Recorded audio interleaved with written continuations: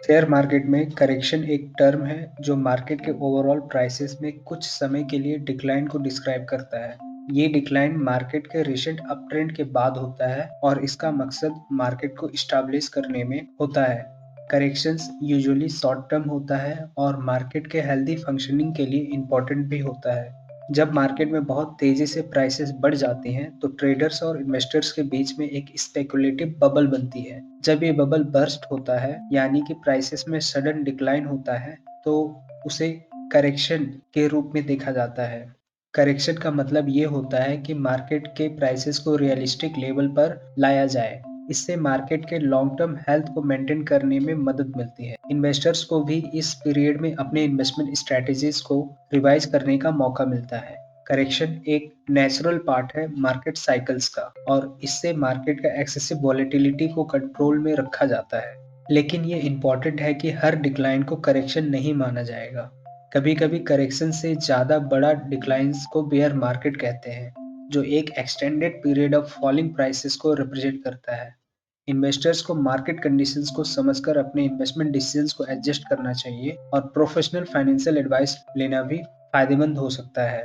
चलिए कुछ real life examples देखते हैं जहां शेयर मार्केट में करेक्शन हुआ है।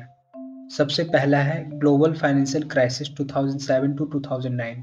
2007 में सबप्राइम मॉर्टगेज क्राइसिस के चलते ग्लोबल फाइनेंशियल मार्केट्स में अनसर्टेनिटी बढ़ा। 2008 में लेमन ब्रदर्स का बैंकरप्सी हुआ जो ग्लोबल फाइनेंशियल मार्केट्स को डीपली इम्पैक्ट किया। इस पीरियड में वर्ल्ड मार्केट्स में सिग्निफिकेंट करेक्शन और डाउनटर्न देखा गया जिसमें स्टॉक प्राइसेस में बहुत बड़ा गिरावट हुआ।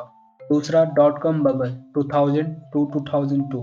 लेट 1990s में टेक्नोलॉजी सेक्टर के स्टॉक्स में बहुत तेजी से बढ़ने के बाद एक बबल बन गया।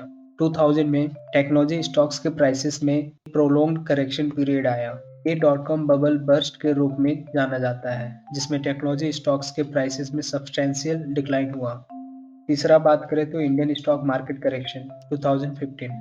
2015 में इंडियन स्टॉक मार्केट में करेक्शन देखा गया।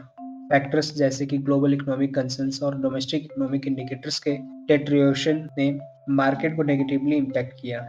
निफ्टी और सेंसेक्स में इस पीरियड सिग्निफिकेंट डिक्लाइन हुआ लेकिन बाद में मार्केट रिकवर भी हुआ।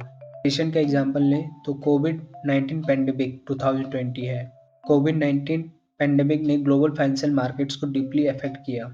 अर्ली 2020 में स्टॉक मार्केट्स वर्ल्ड वाइड में शार्प डिक्लाइन हुआ जब कंट्रीज ने लॉकडाउन इम्पोज किया और इकोनॉमिक एक्टिविटीज में रुकावट आई।